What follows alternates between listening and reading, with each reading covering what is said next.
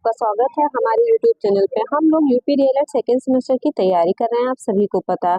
और जो आज हम लोग पेपर पढ़ेंगे सामाजिक अध्ययन का पढ़ेंगे। इसमें हम लोग पीवाईक्यू को पढ़ रहे हैं, प्रीवियस ईयर प्रश्न पत्रों को सॉल्व कर रहे हैं। और अगर आप हमारे चैनल पे नए हैं तो प्लीज वीडियो को लाइक शेयर सब्सक्राइब जरूर करें। और हम लोग जो अपना प्रीवियस ईयर जो प्रश्न पत्र है उसको पढ़ते हैं। हम लोग का जो फर्स्ट प्रश्न है क्या है कि तराइन का प्रथम युद्ध क्या हुआ। आप प्रीवियस ईयर प्रश्न पत्रों को अच्छे से कर लीजिए। गारंटी है कि आपके एग्जाम में प्रीवियस ईयर प्रश्न पत्र से क्वेश्चन पुटअप जरूर होगा, इसलिए आप अच्छे से तैयारी करिए और पढ़ाई करते रहिए, जिससे कि आप अपना बेस्ट दे के आए और आप लोगों का बैक ना लगे। बार बार जो बहुत से बच्चे ऐसे हैं जिनका हर बार बैक लग जा रहा है, तो उन बच्चों का बैक नहीं लगेगा अगर वो लोग अभी से अच्छे से तैयारी करेंगे। तो हम लोग का जो फर्स्ट क्वेश्चन है वो क्या कह रहा है कि तराइन का प्रथम युद्ध कब हुआ। तो जो तराइन का प्रथम युद्ध था वो 1191 ईस्वी में हुआ था। आप इसको याद रखिए, बार बार रिपीटेड क्वेश्चन है। जो रिपीटेड क्वेश्चन है उसको आप ज्यादा ध्यान दिया करिए, क्योंकि वो फिर पूछेगा जरूर। गुलाम मुश्किल जो प्रथम सुल्तान थे कौन थे, बार बार ये भी रिपीट हो रहा है कि कुतुबुद्दीन ऐबक। कौन थे गुलाम वंश के प्रथम सुल्तान, कौन था कुतुबुद्दीन ऐबक। नेक्स्ट क्वेश्चन हम लोग का क्या है कि विश्व की सबसे लंबी नदी, विश्व की जो सबसे लंबी नदी है वो नील नदी है। क्या है? नील नदी है। सक्रिय ज्वालामुखी का उदाहरण क्या है? सक्रिय ज्वालामुखी का जो उदाहरण है वो स्ट्रम्बोली है। क्या है? स्ट्रम्बोली है। नेक्स्ट क्वेश्चन हम लोग देखते हैं कि समानता का अधिकार किस अनुच्छेद में वर्णित है। जो समानता का अधिकार है वो हम लोग का अनुच्छेद 1414 से 18 में क्या है? वर्णित है। समानता का जो अधिकार किसमें है? अनुच्छेद 14 से 18 में वर्णित है। नेक्स्ट, अजमेर का सूफी संत, अजमेर में किस सूफी संत का दरगाह है? अगर हम लोग बात करें अजमेर में किस सूफी संत का दरगाह है, तो अजमेर में शरीफ दरगाह भारत के राजस्थान राज्य के अजमेर नामक सूफी संत सूफी ख्वाजा, किसका? सूफी ख्वाजा मोइनुद्दीन चिश्ती का क्या है? दरगाह है। नेक्स्ट क्वेश्चन हम लोग का क्या है कि बैंक ड्राफ्ट है। बैंक ड्राफ्ट क्या है? ये क्वेश्चन बहुत बार रिपीट हुआ, आप इसको याद रखिए कि बैंक ड्राफ्ट परिवर्तनशील पत्र मुद्रा है। परिवर्तनशील पत्र मुद्रा है। महमूद गजनवी ने सोमनाथ के मंदिर पर आक्रमण कब किया था? तो ये जो उन्होंने आक्रमण किया था वह 1025 से 1026 ईस्वी के बीच में इन्होंने आक्रमण किया था। पूछता है ज्यादातर आपसे जो क्वेश्चन पूछता है कि सोमनाथ मंदिर पर आक्रमण किसने किया था, तो किसने किया था? मोहम्मद गजनवी ने सोमनाथ मंदिर पर आक्रमण किया था। ग्राउंड ट्रैक रोड का निर्माण किस शासक ने कराया था? तो ये जो ग्राउंड ट्रैक रोड का जो निर्माण था किसने कराया था? शेरशाह सूरी ने कराया था। नेक्स्ट क्वेश्चन क्या है कि भारत का नेपोलियन किसे कहा जाता है? जो भारत का नेपोलियन है किसे कहा जा रहा है? भारत का जो नेपोलियन है समुद्रगुप्त है। भारत का नेपोलियन समुद्रगुप्त को कहा जाता था। सबसे पहले वीएस स्मिथ द्वारा समुद्रगुप्त को भारत का नेपोलियन की संज्ञा दी गई थी। वायुमंडल के सबसे अधिक गैस का प्रतिशत कितना है? तो वायुमंडल में जो सबसे अधिक गैस की मात्रा है किसकी है? नाइट्रोजन की है।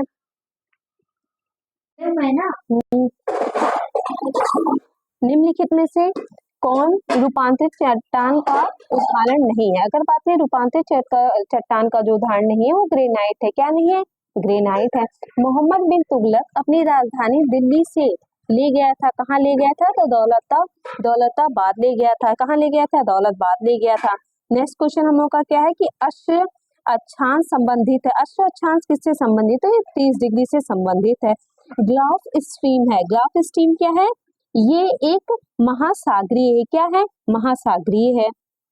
नेक्स्ट क्वेश्चन हम लोग देखते हैं कि क्या है कि मौर्य साम्राज्य का अंतिम शासक कौन था? मौर्य साम्राज्य का जो अंतिम शासक था बृहद था, जिसने 187 से 180 ईस्वी पूर्व तक शासन किया था। बृहद की हत्या उनके सेनापति पुष्यमित्र शुंग ने की थी, जिसके बाद मौर्य वंश का अंत और शुंग साम्राज्य का आरंभ हुआ। मैं आप लोगों को पीडीएफ दे दूंगी हमारे टेलीग्राम चैनल पे, आप लोग उसको फॉलो कर लीजिए। वहां पे जो भी क्लासेस हो रही है सभी का पीडीएफ आप लोग को मिल जाएगा। इससे आपको क्या हो जाएगा कि मैं ऐसे रैंडम आपको क्वेश्चन बता दे रही हूँ और आप उसके पीडीएफ से आप उसके आंसर को लिख सकते हैं आराम से। बिना अगर लिखना भी नहीं चाहेंगे तो उसको आप आराम से पढ़ सकते हैं। इधर उधर आपको क्वेश्चन को या आंसर को ढूंढने की जरूरत नहीं पड़ेगी। मैं अति लघु प्रश्नों को एक बार आपको बता दे रही हूँ। लघु को मैं ऐसे ही रैंडम क्वेश्चन आपको बता दूंगी। आप क्या करिएगा कि वहाँ टेलीग्राम पे आप जाइए, हमारे डिस्क्रिप्शन में टेलीग्राम की लिंक भी आपको दे दूंगी। चैनल को फॉलो कर लीजिए और आप वहां से अपना PDF लेके आराम से डाउनलोड करके पढ़िए। दशावतार मंदिर कहाँ स्थित है? अगर बात करें तो दशावतार मंदिर उत्तर प्रदेश के कहाँ है? ललितपुर जिले के देवगढ़ में स्थित है। आप इतना भी इसका बता दिए तो आपको 1 नंबर मिल गया। आप इसको पढ़ लीजिएगा। तुगलक वंश का संस्थापक कौन था? तुगलक वंश का जो संस्थापक था वो गयासुद्दीन तुगलक था। तुगलक वंश की स्थापना कब की गई? तो 1320 ईस्वी में। किसने की? गाजी मलिक ने गयासुद्दीन तुगलक की उपाधि धारण करके की थी। नेक्स्ट क्वेश्चन, कबीरदास इनको आप याद कर लीजिए, ये आते जरूर हैं। कबीरदास का जो जन्म था 14वीं से 15वीं शताब्दी में काशी में हुआ था। एक मान्यता के अनुसार उनका अवतरण सन 1398 से संवत 1455 में ज्येष्ठ मास की पूर्णिमा को ब्रह्म मुहूर्त के समय हुआ था। नेक्स्ट क्वेश्चन हम लोग देखते हैं कि चट्टान कितने प्रकार की होती है। मोस्ट इंपॉर्टेंट क्वेश्चन है ये। हर बार ये एग्जाम में आप लोग के आते हैं और ये रिपीटेड क्वेश्चन है जो बार बार क्या हो रहा है? रिपीट हो रहे हैं। सामान्यतः चट्टान कितने प्रकार के होते हैं? तो 3 प्रकार के होते हैं। एक अग्निय होता है आप लोगों का, एक क्या होता है? अवसादी होता है, एक क्या होता है? रूपांतरित होता है। आप इन तीनों के नाम याद कर लीजिए, ये आपसे बार बार पूछता है। राष्ट्रीय उपभोक्ता दिवस कब मनाया जा रहा है? तो ये 24 दिसंबर को आने वाला है। दिसंबर आप लोग याद रखिएगा कि 24 दिसंबर को क्या मनाया जाता है? राष्ट्रीय उपभोक्ता दिवस के रूप में मनाया जाता है। आप बस इतना ही लिख दीजिएगा, 1 नंबर मिल जाएगा। इसको आप लिखने की जरूरत नहीं है क्योंकि यह 1 नंबर का आंसर है। हरित क्रांति किससे संबंधित है? हरित क्रांति का संबंध चावल और गेहूं की फसल से है। खेती से जुड़ी क्रांति को क्या कहते हैं? हरित क्रांति कहते हैं। हो गया आपका आंसर। नेक्स्ट, मैंने ज्वार भाटा आपको कितनी बार बताया, ये क्वेश्चन इतना रिपीट होता है कि मैं क्या ही कहूँ इसके बारे में। धरती पर स्थित सागरें महासागरों को जल का जो स्तर होता है सामान्यतः ऊपर उठना जड़ तथा नीचे गिरना। ऊपर उठना जड़ और नीचे गिरना क्या होता है? भाटा। बस हो गया आपका 1 नंबर। ज्वार भाटा कब आता है? ज्वार भाटा पूर्णिमा के दिन आता है। लीजिए कंप्लीट। इससे ज्यादा 1 नंबर में आपको कहानी लिखने की जरूरत नहीं है। और अगर आप हमारे चैनल पे नए हैं तो लाइक शेयर सब्सक्राइब आप लोग बिना कहे कर लिया करिए। जीवमंडल की परिभाषा, पृथ्वी का पूरा क्षेत्र जिस पर समस्त प्रकार की जीवों जंतु पौधे सूक्ष्म जीव आदि का जीवन संभव हो सके क्या कहलाता है? जैव मंडल कहलाता है। शैल कितने प्रकार कर होती हैं? तो भूपर्टी की संरचना जिन तत्वों से हुई है उन्हें हम लोग क्या कह रहे हैं? शैल या चट्टान कहते हैं। अग्निय शैल, अवसादी शैल और एक क्या होता है? रूपांतरित चट्टान। आप लोग इसको याद कर लीजिए। सूर्य ग्रहण क्या है? जब सूर्य और पृथ्वी के मध्य कौन आ जाए? चंद्रमा। सूर्य और पृथ्वी के मध्य, आप ध्यान रखिएगा कि सूर्य और पृथ्वी के मध्य कौन आ जाए? चंद्रमा आ जाए तो उसे हम लोग क्या कह रहे हैं? सूर्य ग्रहण। तो इस घटना को क्या कहते हैं? सूर्य ग्रहण। इस दौरान चंद्रमा सूर्य की रोशनी को पृथ्वी की सतह पर पहुंच से रोकता है। सूर्य ग्रहण की घटना अमावस्या के चरण में होता है। एक वर्ष में अधिकतम 5 सूर्य ग्रहण देखने को मिलते हैं। नेक्स्ट क्या है? आंशिक, वलयाकार, ये सब क्या है जो ग्रहण लगते हैं। विजयनगर साम्राज्य का संक्षिप्त वर्णन कीजिए पूछा है। तो विजयनगर साम्राज्य जो है वो दक्षिण भारत का शक्तिशाली साम्राज्य था।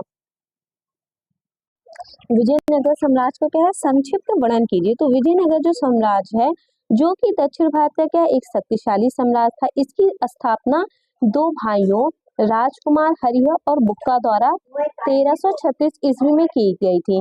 जल्द ही उन्होंने अपने राज्य का क्या विस्तार उत्तर दिशा में कृष्णा नदी के दक्षिण में कावेरी नदी के बीच किया था। नेक्स्ट क्वेश्चन क्या है? नागरिकता किस अनुच्छेद से संबंधित है?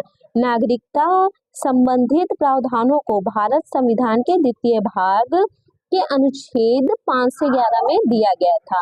आप इसको देख लीजिए। मैं अभी वीडियो कंप्लीट होने के बाद, जो हमारी क्लास है उसको कंप्लीट होने के बाद मैं थोड़ी देर में आपको PDF प्रोवाइड करा दूंगी। आप प्लीज वहां जाइए टेलीग्राम चैनल पे और जुड़ जाइए। वहां से आप PDF लेके चीजों को अच्छे से एक बार पढ़ लीजिएगा।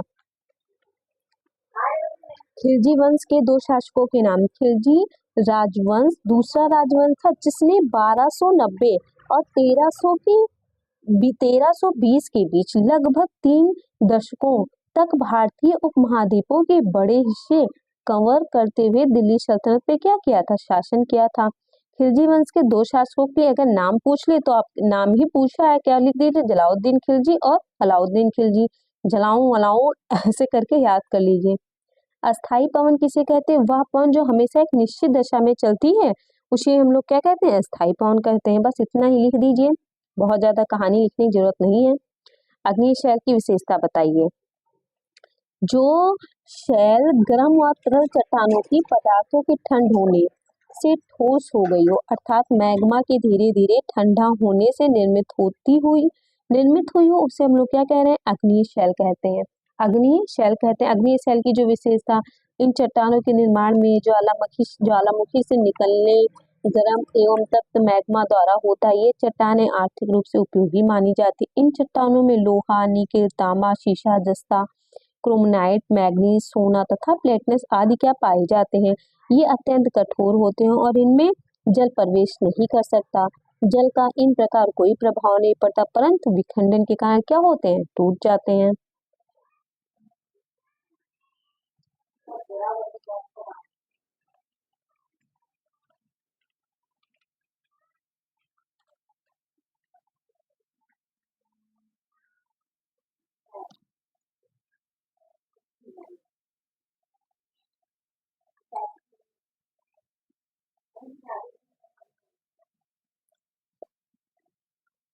एक सेकेंड, मैं आपको इसकी अभी मैं पीडीएफ प्रोवाइड करा दे रहा हूँ, आप जाके वहां से पढ़ लीजिए। और बाकी मिलती हूँ मैं आपसे नेक्स्ट वीडियो में। धन्यवाद।